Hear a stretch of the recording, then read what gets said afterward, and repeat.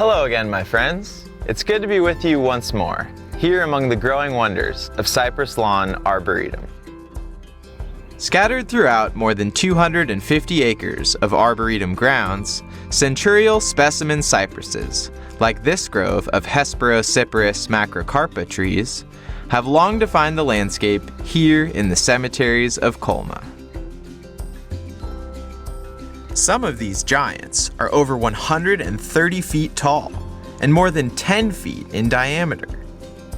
Many of our largest cypresses were planted back before the turn of the 20th century, making these champion trees older than any human being alive today. At Cypress Lawn, protecting the living heritage of our namesake California native species is a foundational aspect of the tree service we provide.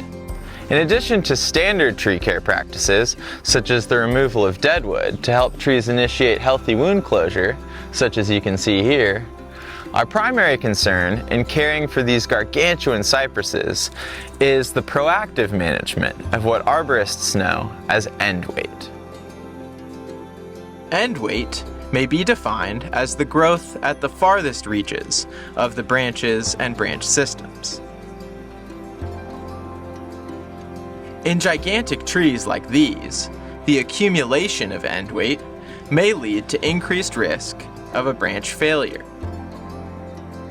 Proactive end weight management is especially important in caring for mature Monterey cypresses because they lack a key biological trait that is found in many other kinds of trees throughout the Arboretum, such as the southern magnolia. These species have an important adaptive ability known as epicormic sprouting. In the aftermath of a serious injury, such as a branch failure or a heading cut made in over-aggressive pruning, dormant cells called latent buds that lie under the surface of the bark may initiate the growth of entirely new branches from just about anywhere on the tree. On thick stems, near the site of major wounds, even from the base of the main tree trunk. These dormant buds harbor the potential energy for trees to bounce back from the loss of big branches. Unfortunately, the Monterey Cypress doesn't have any latent buds and is unable to resprout like a magnolia can. Without this key feature, Hesperocyparis macrocarpa is not able to sprout new foliage along existing woody stems or at the site of recent wounds. Instead, the species can only add new foliage to the ends of living green branches. With no potential for inner green to grow from latent buds, a mature Monterey cypress like this one is only capable of adding mass to the farthest reaches of its branching system. Over time, this pattern of growth results in excessive end weight accumulation, making the tree vulnerable to mid-branch failures. For a knowledgeable arborist, this species-specific condition presents an opportunity for proactive management. By reducing weight at the ends of select branches, the structure of these mature cypresses will be less likely to fail. Several original plantings have thrived in this place, a key part of our Bay Area urban forest, for as many as 130 years. Here in our memorial park, we cherish and celebrate our eldest trees, because despite their impressive longevity, these noble veterans will not be around forever. As time goes on, the natural arboricultural symptoms of aging will surely come to pass. Arborists and foresters know of this process as senescence. The energy needed for resilient growth, or the sealing of wounds, may be less in post-mature trees. Oftentimes, veteran trees may even shed entire branch systems to conserve resources and extend their own lives, in a process called natural retrenchment. Even so, decay and decline, or even death, are truly a part of the virtuous cycle of life. with people as with trees, here in our garden cemetery. Even in senescence, though, there is a story of wisdom, strength, and hope. In the forests, and in this urban forest landscape, veteran trees will occasionally produce a great number of seeds as a late offering of resilience for future generations. The seedlings of tomorrow are beginning their lives in the cones and fruits growing in the canopies of their elders. And this season, we are beginning to embrace an even deeper level of commitment to the living legacy of the Arboretum by collaborating with some fellow tree stewards to grow the true children, the seeds of life, from centurial specimens like my good friend here. Oh, hi, Chris. Thanks for collecting those cones for us. My colleague Christopher Campbell of CC Tree Design has just completed an ascent into this old veteran Monterey Cypress and gathered this cluster of cones for us. Each one of these Hesperocyparis macrocarpa cones may hold dozens of viable seeds inside.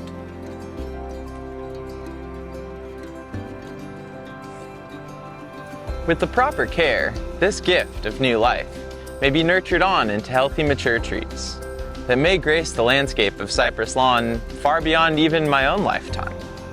Let's go now on a journey together to learn of a few important steps to bring this vision of the Arboretum Heritage Project to life.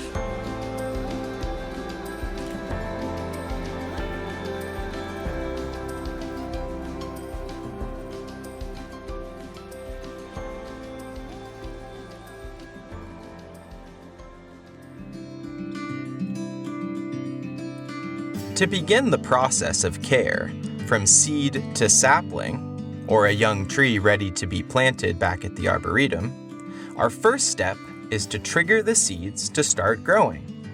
We call this life stage germination. With the help of our good friend and Arboretum ally, Dave Teschler, the collaborative cultivation of healthy trees starts here.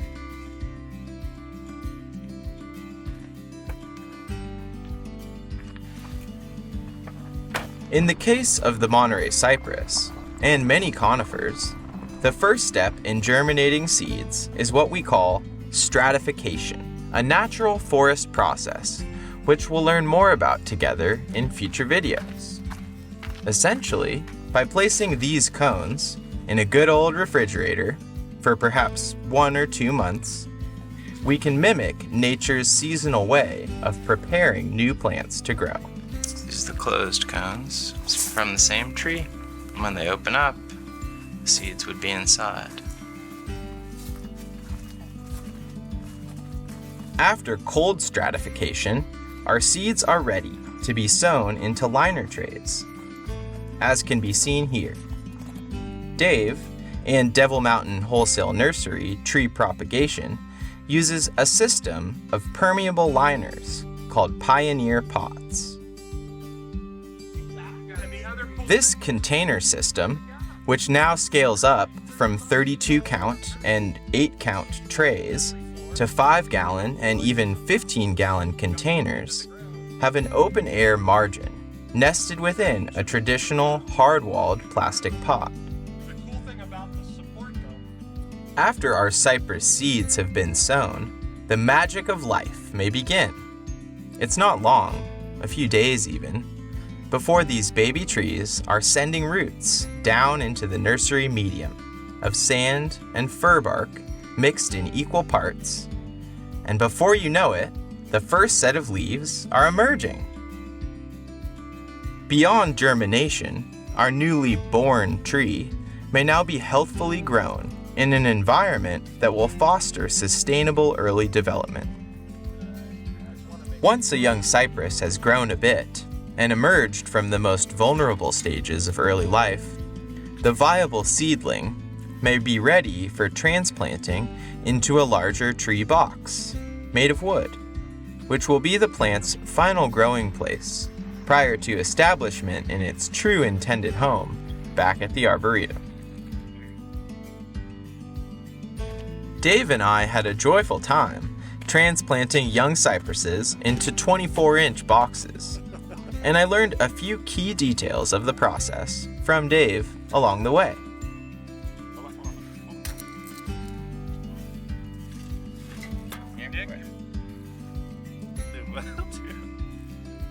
First off, tamping as you go, sometimes with a tamp dance, is important to avoid settling of the soil medium in the days after the tree is placed in the box.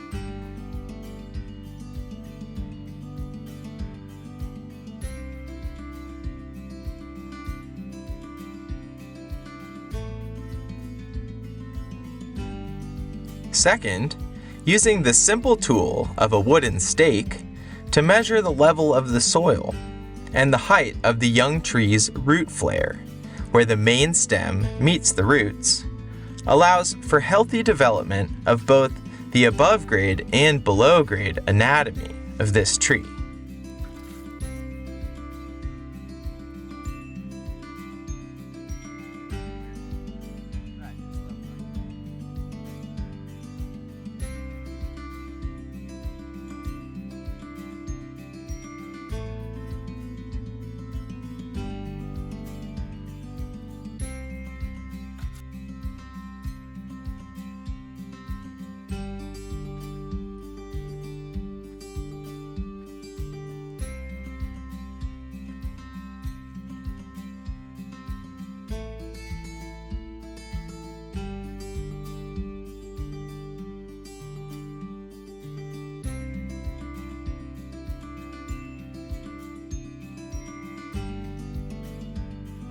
When watering our young cypresses into their new temporary homes, it's important to give several deep soaks in a row, especially in the arid climate of Devil Mountain's Farmington facility in the Central Valley.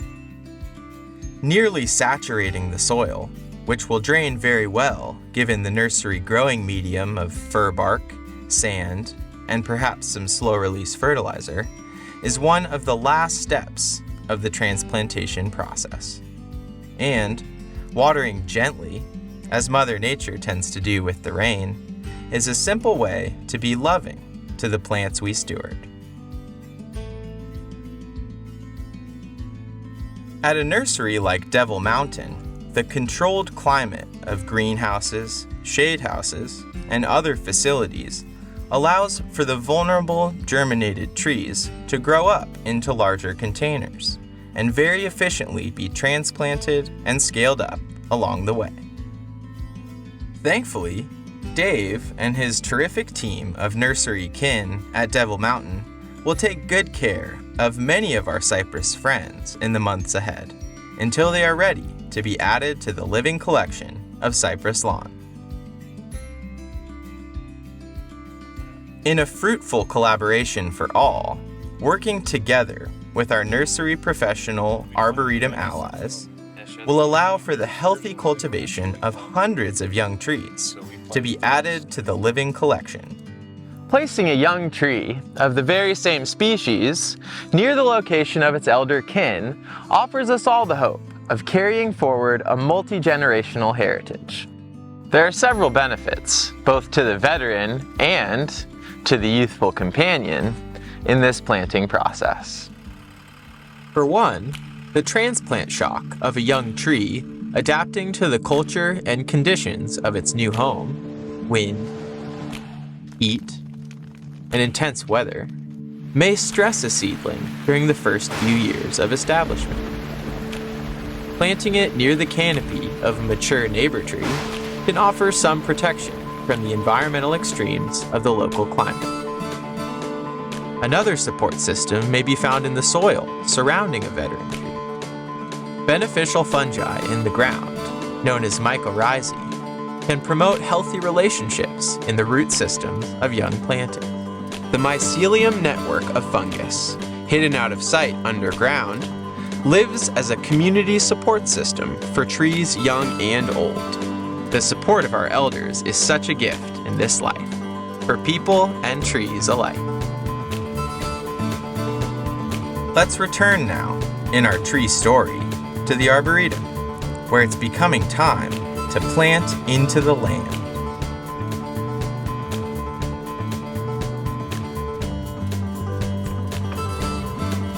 Back here at the Arboretum, Christopher and I will now have the special opportunity to plant a companion tree for this singular veteran cypress, which has stood here in Section C of our Foundational East Campus for more than 100 years. It's going to form our mulching.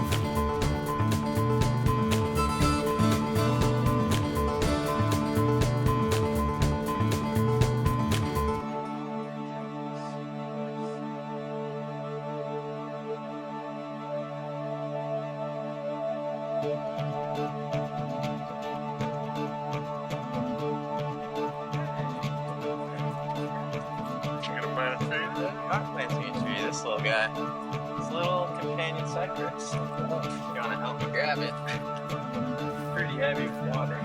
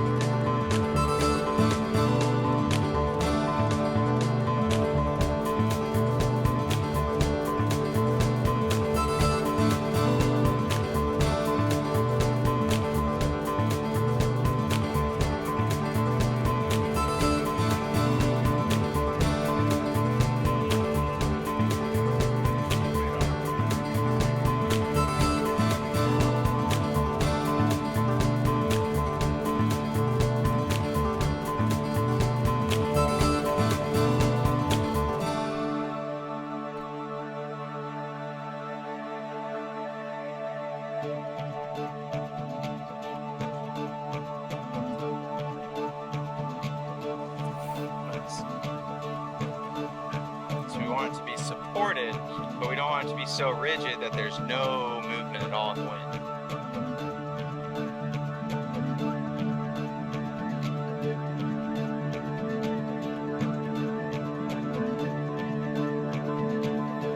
From planting onto tending for saplings like this little Monterey Cypress, the early seasons of cultivation, both above ground and below, may set the stage for a long and healthy life for our wooden friends.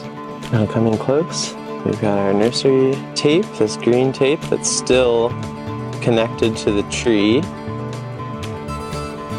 It's our bamboo stake that was present in the nursery as the tree was being cared for in its early seasons. So now going to remove the nursery stake. This tree's on its way to becoming a freestanding addition to our living collection. Still supported by these straps and lodge poles. Those will come away maybe in another year.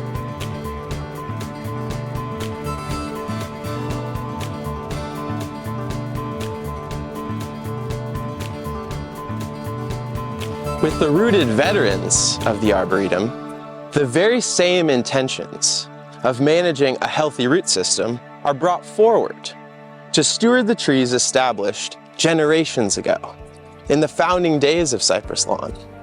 Just as the stories of Cypress Lawn are rooted in the vast tapestry of history, so too are the trees of the Arboretum deeply rooted in the landscape of our memorial park. In fact, Cypress Lawn was an arboretum even before it was a cemetery.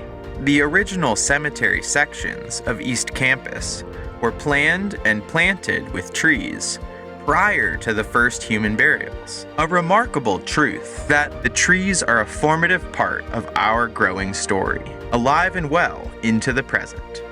In caring for the roots of our most ancient trees here at the Arboretum, I often speak about 3 fundamental reasons for establishing mulch rings, such as the one I am now standing on for this special old cypress. A mulch ring is a circular area of the ground underneath a tree, which has been cleared of lawn or turf, potentially as far out as the drip line, or the edge of the growing canopy of the tree.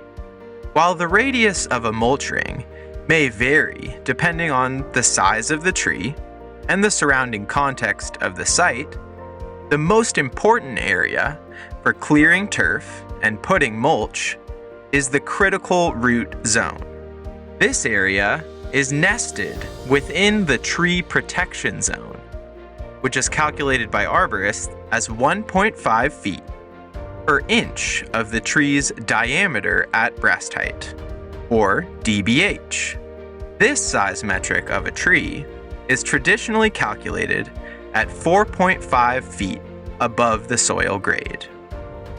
So, for a tree 12 inches, or 1 foot, the tree protection zone would be a ring with a radius of 18 feet.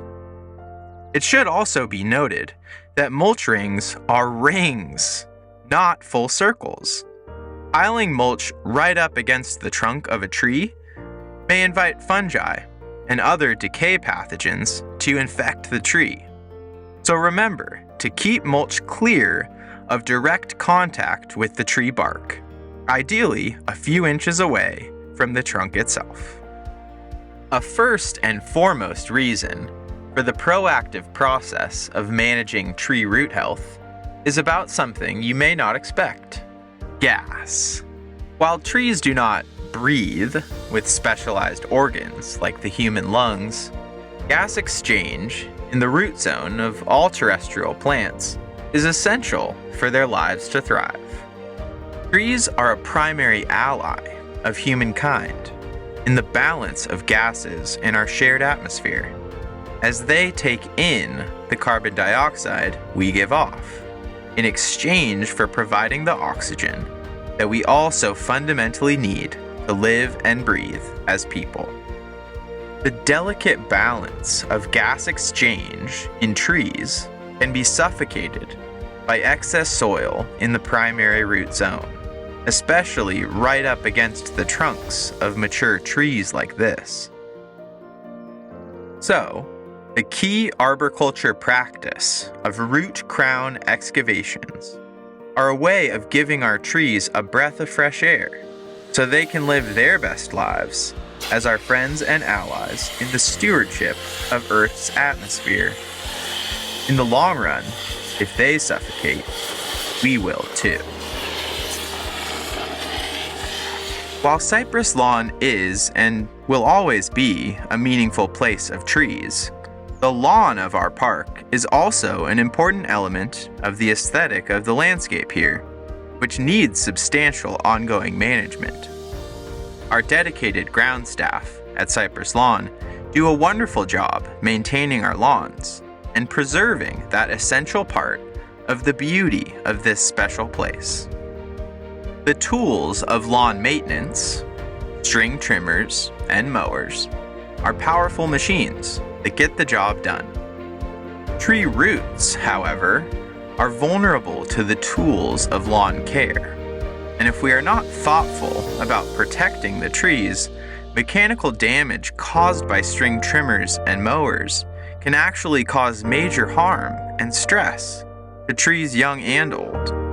In the most unfortunate cases, this trauma may actually kill the wooden ones. So, another important reason for installing mulch rings around our old heritage trees, and also for new plantings, both of which grow as living cultural assets of the Memorial Park, is to provide a buffer from the potential for mechanical damage. Furthermore, another very important benefit of mulch rings is the value of the mulch itself. The key nutrients available in the wood chip mulch, especially nitrogen, may eventually go right back into the living tree as this organic material decomposes over time. Here at the Arboretum, we recycle chips from trees and branches that have been lost or removed over the seasons, giving this plant material a second life that cycles back into our forest of the future. And if you had a summer husband, these leaves, This intentional process of mulching mimics the flows of nature you would find in the woods. In the natural forest, the leaf litter falling from mature trees onto the ground slowly breaks down into humus and further decomposes to form the soil profile over time. By going with nature, the method of mulch allows the trees of our arboretum to live in kind with the flows and cycles of the earth that they have evolved to thrive in.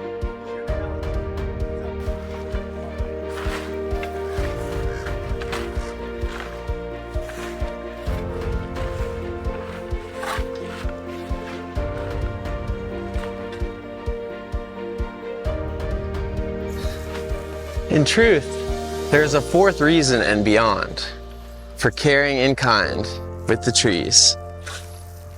For beauty, for wonderment, for love in life itself. In tending to both the trees and the turf, here at Cypress Lawn Arboretum, we may go and grow farther together. Now that's a story with some good roots. See you next time.